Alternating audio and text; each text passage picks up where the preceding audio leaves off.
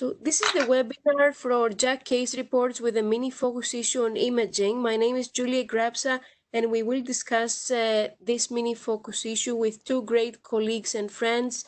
Dr. Rafael Vidal Perez, one of the founders for ESC Cardiology of Tomorrow and consultant cardiologist at La Coruña Universitary Hospital in Spain, and also associate editor for JACC Case Reports. And Professor Ricardo Fontes Carvalho, who is also one of the founders for ESC Cardiology of Tomorrow, cardiologist at the Centro Hospitalar de Gaia and professor at Faculty of Medicine in University of Porto, Portugal, and associate editor also for JACC Case Reports. I would like to welcome you both. Thank you, Julia. Thank you. Thank you, Julia. Thank you all. Hello, everybody. And it's time to start with the first case that has the title, A Challenging and Unexpected Case of Minoka Using Multimodality Imaging. And the first author is Dr. Matthew Williams, the last author, Dr. Chiara Bucchiarelli-Ducci, and the authors are coming from Bristol Medical School and Bristol Heart Institute in Bristol, United Kingdom.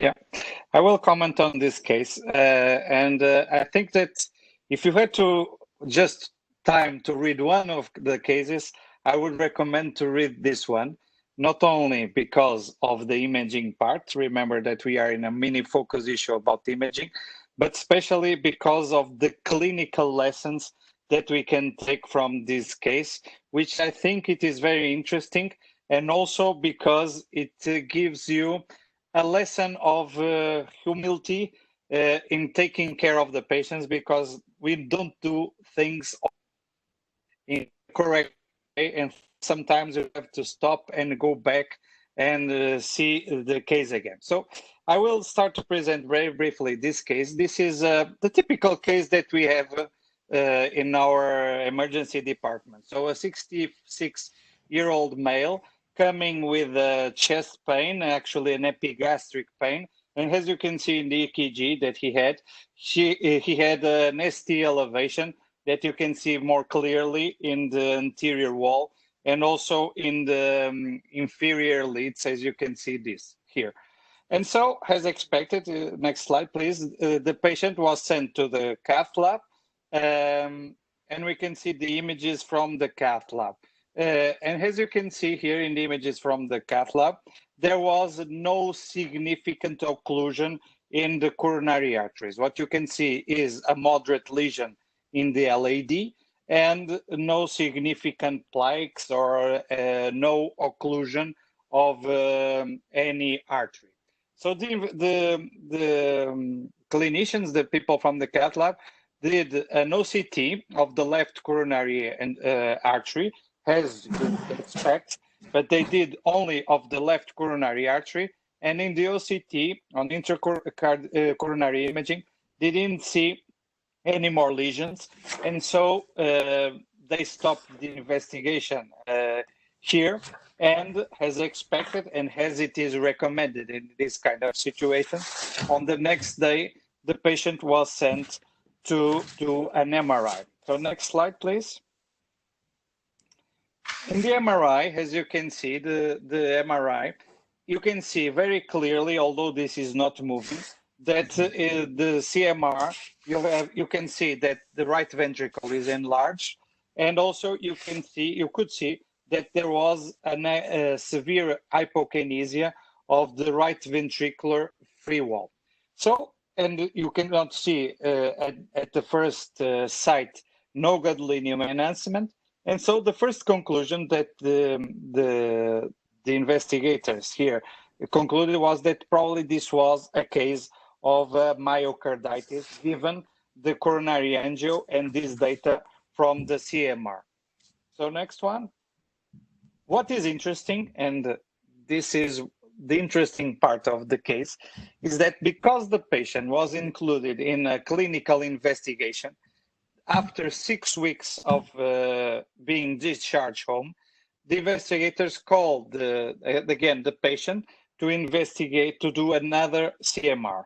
And now things are a bit different. As you can see, and if you compare the first image with this one, you can see that now you can see not only the hypokinesia of the free right ventricular wall, but you can see here also late gadolinium enhancement, a transmural late gadolinium enhancement in this right ventricular free wall. So it completely changed our initial diagnosis. This is not myocarditis, and actually this seemed to be a right ventricular myocardial infarction. Next slide, please.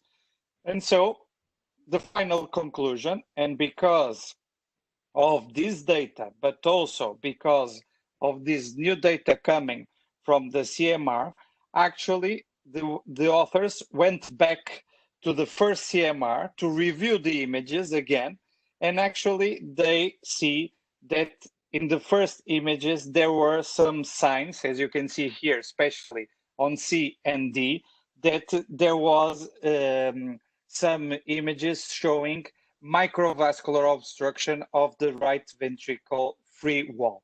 And so this completely changed, as I said, the diagnosis and of course, the treatment strategy. So moving to the final slide and to conclude, what I think it is interesting is not only the clinical part, which is very interesting and shows us how minoka is a clinical challenge for our clinical practice. My second take-home message is one that comes from the books of Sherlock Holmes. Sometimes he usually said that there is nothing more deceptive than an obvious fact. And at the beginning, they thought it was very obvious, a myocarditis. And then we realize, and this happens frequently in clinical medicine, that it is not the most diagnosis is challenging.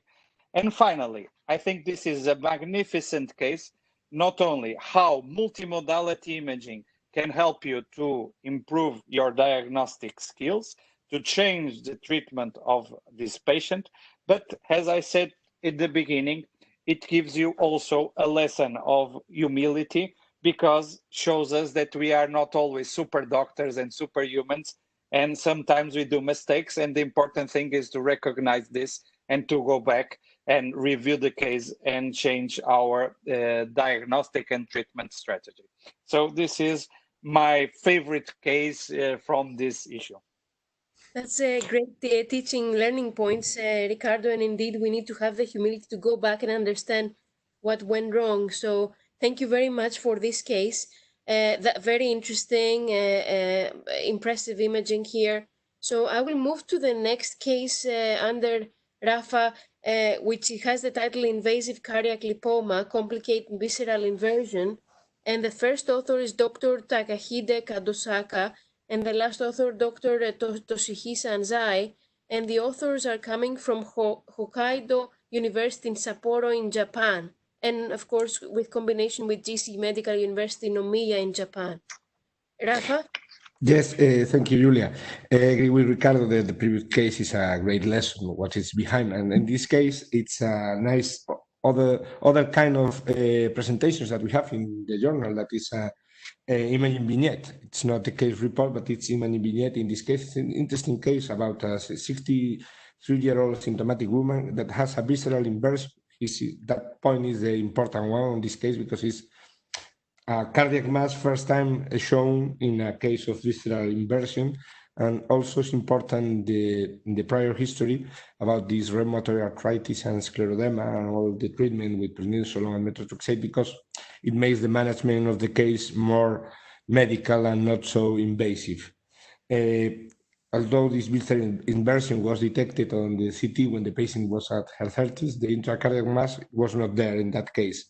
And here we have the imaging of the echocardiography, where you can see this mobile mass inside the left ventricular cavity. Now the next step is to know how to study this, and we have many tools to do it. That's one of the important points. First data that we have is the CT, that it shows in Hounsfield units that are very common for fat tissue. In this case, it is one of the data that give one of the clues on this case is this low density mass. And you can see here in the apical anterior wall of the left ventricle, and it's infiltrating all the muscle layer. And if we go through other things, we see that we don't have contrast enhancement, but we have other techniques. That's what's the point, that the case is interesting, how they manage to show with different multimodality imaging the behavior of the mass, because it's a way to know where it is when you are not going to do a biopsy, for example. So you have the data from the cardiac magnetic resonance that shows us that probably we are dealing with a lipoma. And another element is the nuclear medicine in this case, that with the PET we can get also a PET scan to know that this is not a malignant mass, because we don't have a significant focal uptake in the mass, so it's probably not malignant. So we have many data with the multimodality imaging on how to deal with this patient. At the end, this patient was managed conservatively, and it shows us how to deal with cardiac tumors. In this case, they decided not to go through the mass because of all this immunosuppression that the patient has, that it was a risky intervention. And in the follow-up, they show that the mass getting the same size and no more activity. So it's a way to show how to deal with a cardiac mass in instant case because of that, I think. That's Next perfect. slide. I think it's the next case. The next, let me just, apologies. Yes. So thank you so much, Rafa, for this case. It's wonderful. I mean, very interesting how they employed the imaging to demonstrate this mass. I will move to the next case that has the title An Unusual Case of Bioprosthetic Mitral Valve Failure. And the first author is Dr. Shiro Miura, and the last author, Dr. Yuhei Okawa. And the authors are again coming from Sapporo in Japan, this time again from Hokkaido Ohno Memorial Hospital. So what are your comments, your take-home messages from this case? Well, in this case, this is also an interesting case, which is also an imaging vignette. And sometimes imaging vignettes are nice because they show us the essence of cardiac imaging nowadays. And this is a case that we see more and more often in our clinical practice. With the aging of the population, we see more complications of prostheses. And in this case, this was an 86-year-old male who had a mitral replacement 10 years before with a biological valve. Here it was a Carpentier-Edwards Perrimont valve that you can see here very well. And this is the typical case of a patient who came to the emergency department with fever and with some respiratory insufficiency. And actually, at the beginning, the patient, after the initial workup, was diagnosed with a pneumonia. Next slide. And there were no signs of endocarditis. And at the beginning, they started the investigation of the case. While the patient was in the hospital, they saw that there was a deterioration of the clinical status with acute heart failure. And as you can see here very well in this video, you can see that there was some kind of malfunction of the bioprosthesis, which was not apparent in the previous echo that the patient had, and the patient had a recent echo. And you can see that there was a severe MR with a prolapse of one of the cusps of this bioprosthetic valve, as you can see very well. And here, a very eccentric jack directed to the lateral wall of the left atrium. So this is the transesophageal echo, and you can see very well this prolapse of one of the leaflets. Next slide, please. And what is interesting in this case is, for me, is the kind how cardiac imaging has improved. It has improved, and how 3D echo nowadays is very important in the assessment of all these patients. And as you can see here very well in the 3D, you can not only see that there was this prolapse of the leaflet, but there was like this small fenestration, this small leak in the posterior ring that you can see here, but you will see better on the next image.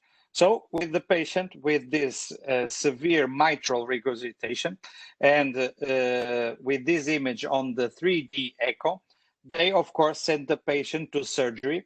And what is interesting in this case is to compare the images that you get from the 3D transesophageal echo and the images that you get after taking out the bioprosthesis. And as you can see, there is a remarkable correlation between what you can see in the 3D echo and what you can see in this image of the valve. And what is the final diagnosis? With the histopathological exam, what you could see that there was not only this tear, this slit-like leaflet tear in the posterior part of the prosthesis, but you can see on the histology that there was no suture in this area of the prosthesis. So probably something happened in between that led to this rupture of one of the sutures of the prosthesis, which caused this severe and acute mitral regurgitation. So my take-home message from this case is not only the nice images that you can have, but also the challenge of evaluating these patients and how important nowadays not only cardiac imaging, but especially 3D echo is in the assessment of these patients to understand what is happening in the mitral prosthesis. That's perfect. Thank you very much, Ricardo. It's as you said, it's fascinating, and also to see this pathology, the TE, and what they found surgical correlation. So it's quite impressive to see that. Even yeah. How things exactly correlate, which is very interesting, because sometimes when 3D echo starts to get sometimes very good images, but this is a fantastic case where you can, with only the echo, the 3D echo, almost do the anatomopathological exam, I would say. Yeah, that's true. Yes, that's perfect. Thank you so much for that. I will move to the next case that under Rafa that has the title Three-Dimensional Speckle Tracking Echocardiography Derived Interventricular Activation Imaging in a Patient with Repaired TOF. And here the first author is Dr. Tomoko Isiju and the last author Dr. Masaki Ida. And the authors are coming from the Faculty of Medicine, University of Tsukuba. So, Rafa? Yes, thank you, Julia. I was thinking in the previous case, probably another technique like TrueView will be nice to see if this small thing it could be seen with this technique also. Thinking on the current case, it's an interesting case about the uses of another technology to find the real diagnosis, because in this patient, as you can see here in the X-ray, we have a pacemaker that makes the things quite complex now in multimodality imaging, because if it's an old pacemaker, make a lot of problems to MRI that probably you will like to have in many congenital patients. This was a male patient with a tetralogy of fallot, 24 years, and has a history of intracardiac repair 3 years ago. So they eliminated the remaining right ventricular outflow tract obstruction that was performed with 8 years. And in this second operation, when they implant the transannular patch, they have a complete heart block and they needed to implant a epicardial DDD pacemaker. And it's important for the case, the right ventricular lead was located near the right ventricular outflow. So here the thing is, if the pacemaker could make things going worse, and it was like that. So next slide.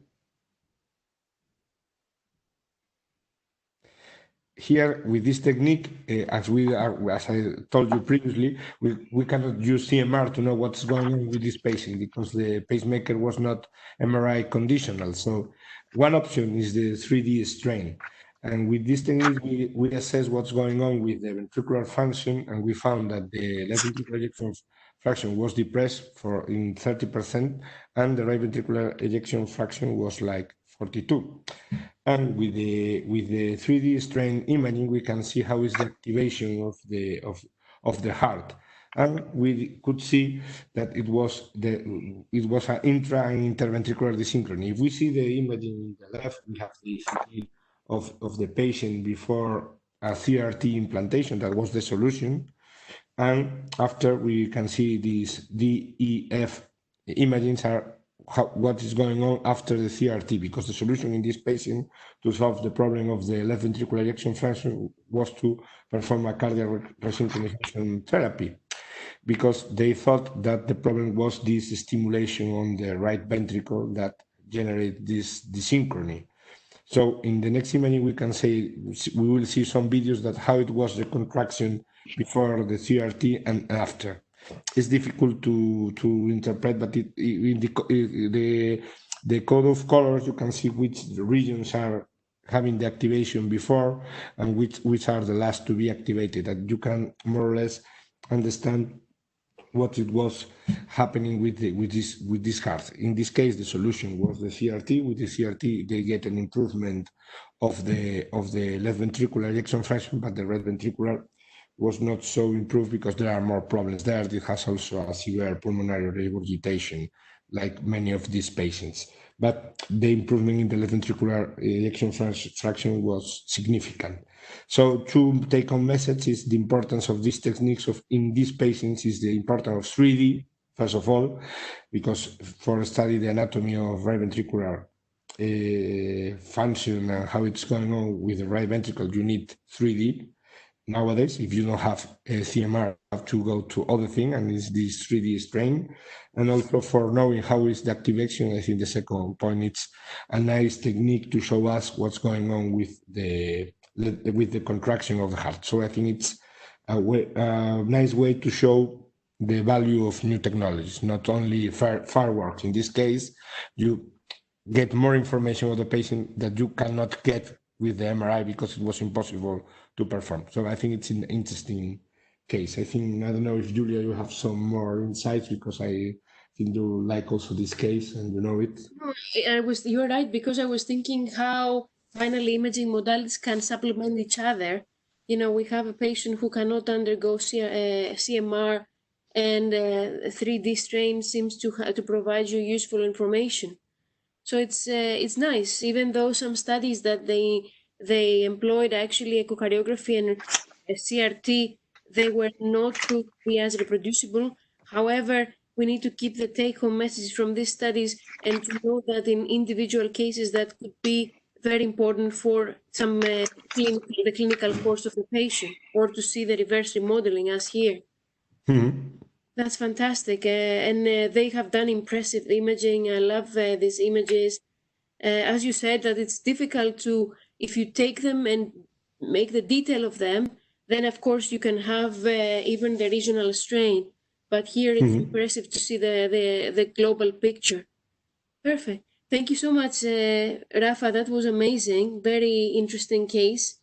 And in a difficult patient such as the congenital. And the next case has to do with the parachute mitral valve, which is a case of an isolated accessory mitral valve tissue. And the first author is Dr. Deborah Tosin-Nakania, and the last author, Dr. Ari Pollack. And the authors are coming from Yale, from New Haven in Connecticut. So what did you think of this case? Well, I think it's a nice one. It's a case. It's another of the clinical cases that we have in this MINIS focus issue imaging. It's a nice case because it shows the value of some techniques like the transesophageal echo. So this was a case of 69-year-old male that comes to the emergency room with progressive dyspnea and exertion and intermittent cough over 2 weeks. He has no prior symptoms. Denied weight gain, orthopnea, or paroxysmal nocturnal dyspnea. He had no previous history of a murmur, but in this case, something it's there now. In this case, when it comes to the emergency, that it's a 3/6 systolic ejection murmur that was best here in the right upper sternal border with no carotid radiation. So in the next slide, we will see more things. Well, they find in the transthoracic echo, initially we go directly to the important point to save time. But in the initial echo, they find that the patient have some depressed ejection fraction and something in the left ventricular awful tract. That is this mass that we can see now perfectly with the transfer echo. Where is this mass? What is going on with this? It's a tumor. It's something. Well, it's something that is a rare congenital condition that is now known as parachute mitral valve. That is an accessory mitral valve tissue. But at the end, the problem here is something that is like the subaortic membrane. You are getting some kind of obstruction there, and that was the thing that in this moment started to cause our patient these signs of heart failure at the end, because it has an obstruction of the left ventricular awful tract. The final solution in this case was to go to the surgery that we will show you now in the next slide. I'm trying to move that's technology. It is. And here you can see all the things. You can see this parachute-like structure with mitral valve leaflet with corded. So you can see that is consistent with valvular tissue, like the one that you can expect when you are excising valve tissue. So it's not was a tumor, it was something accessory, something infrequent, but it could manifest like this way with signs of heart failure.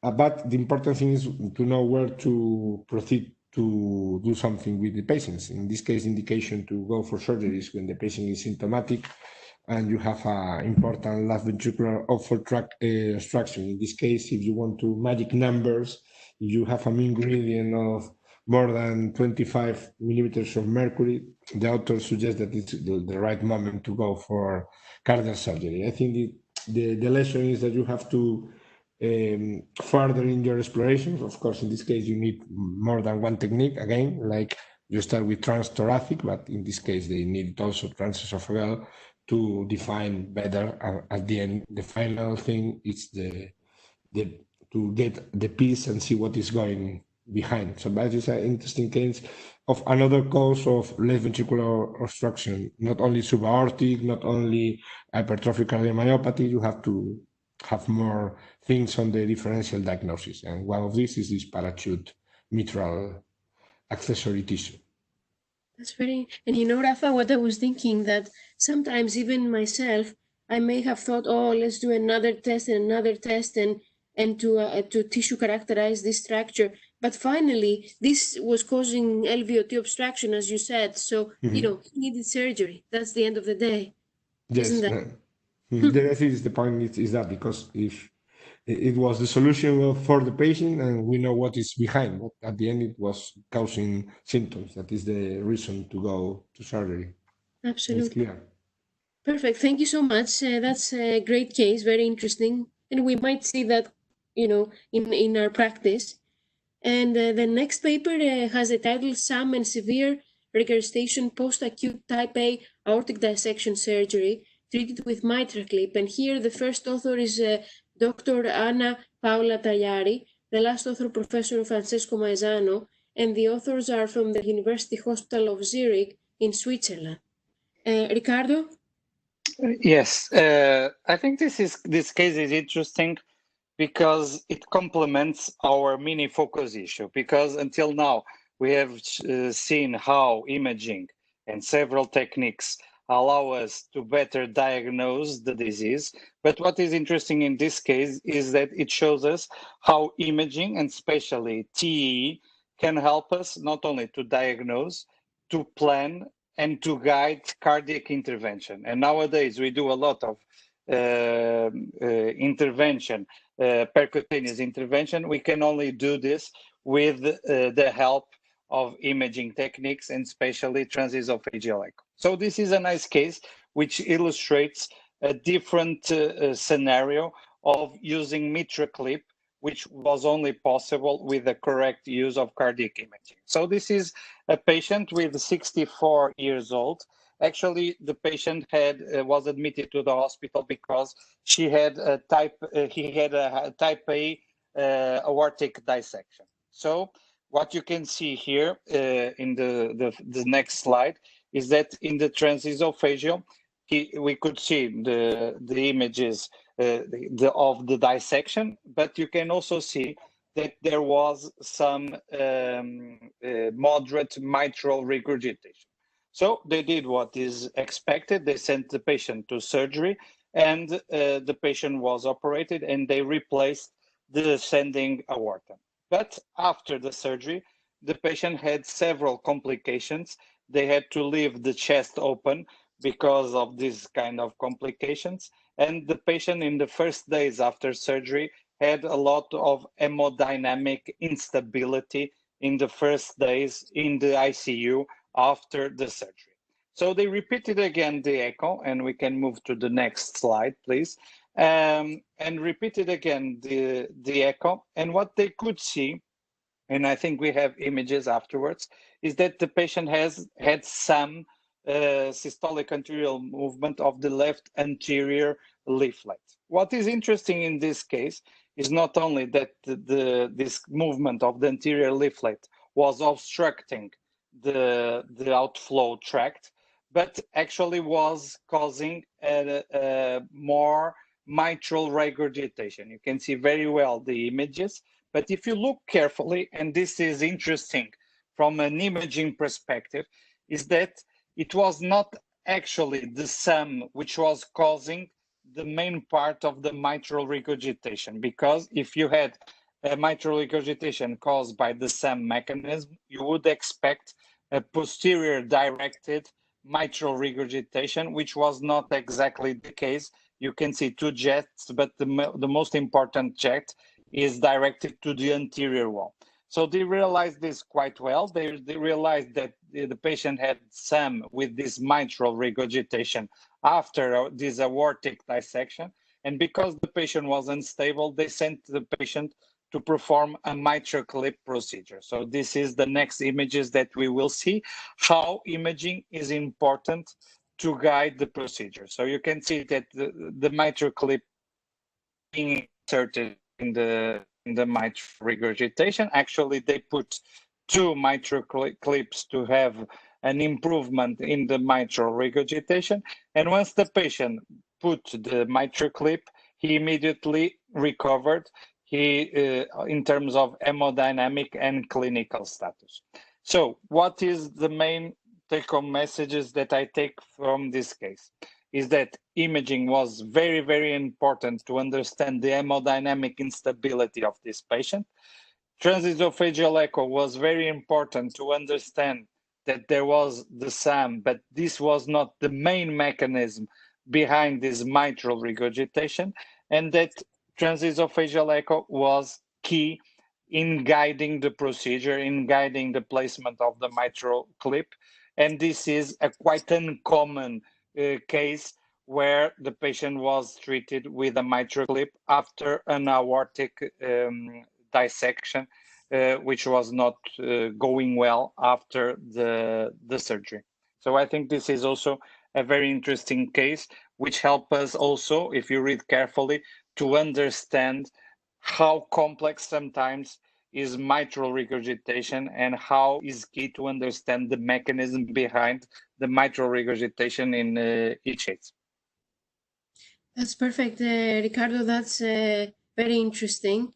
And you see, how now with transcatheter operations, we can help patients getting discharged, eventually becoming hemodynamically stable. So that's a great step forward. And because, even when I started cardiology, there were patients that we would say, do we have to open the chest again? And the surgeons would panic. And now we have the transcatheter interventions. Yeah, no doubt. And the interesting part is that we could only move forward in transcatheter interventions because we improved our imaging capacities. And without good imaging, you cannot perform transcatheter interventions. Absolutely true. Yes, that's great. Thank you very much, Ricardo, for teaching us as well through this case and the previous cases. And the last case, it has the title Valvular Disease, Beckett's Valvular Disease. And the first author is Dr. Diana De Campos, the last author, Dr. Lino Gonçalves, Professor Lino Gonçalves. And the authors are from the Centro Hospitalar Universitario de Coimbra, from Portugal. Rafa, I think you will comment on this case. Yes, it's a case that comes again for talking about what's going on with mitral regurgitation in other contexts. I think it's nice because so as some pathophysiology of what's going on in the heart.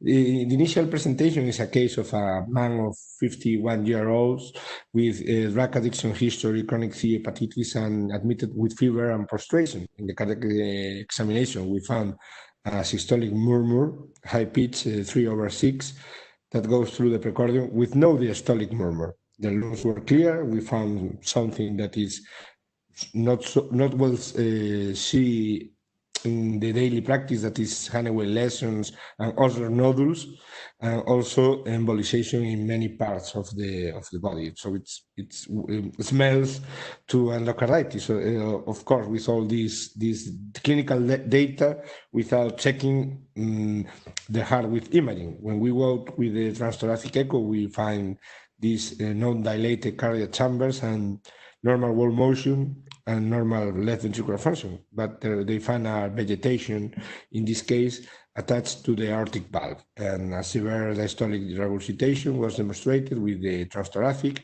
with all the findings that you can get in an acute case. One of these pressure half time of less of 180, it's something that is not common seen unless you are in an acute setting, and so on. So the next thing is to go through in aortic endocarditis. You need to check on transesophageal echo what is going on with this patient. And you can see here in the image in the up left, you can see that there is a great color signal that is, of course, the severe aortic regurgitation, but you can see a small flow there in red in the middle of the mitral valve. That's one of the things that probably is related with these high pressures that the aortic regurgitation is creating inside the left ventricle. And you can see in the imaging that there is the vegetation. They started with antibiotic therapy. But one of the interesting things is all the colors and things that you see, and probably the signals of different things like pulse wave Doppler and others. And the authors create a great composition of this imaging vignette. We are showing the videos, but the case is a still image of 6 things that we will show now in the next imaging, that is the axis of our case. Well, we can focus a little bit also here in what is going on with this big aortic regurgitation, well documented with the transesophageal echo, and also we can see here with the X-plane which structure is correctly the valve, the portion of the valve that is affected clearly, and they show it in the supplementary material of the videos. And this is the case. When you go to the PDF in the journal, this is the case. All the composition you can see in the different imaging, the typical findings of the endocarditis. You can see the size of the vegetation, but you can see also this small mid diastolic regurgitation. You can see the flow, typical flow when you have acute aortic regurgitation in the panel C. And you can see also this signal in the panel E that shows this mitral regurgitation. And the interesting imaging that summarize what's going on is the F, that you can see these numbers, and 1 and 2 is the E and A waves of the pulse wave signal of the inflow tract of the mitral valve, and the 3 is the mitral regurgitation. But you have another signal that is this mid-diastolic regurgitation, that is the one that explains these changes of pressure. When you get this mid-diastolic, it could be because of changes of pressure of the direct flow going through the valve that alters the mechanics. And other option is when you have a complete heart block. That was not the case.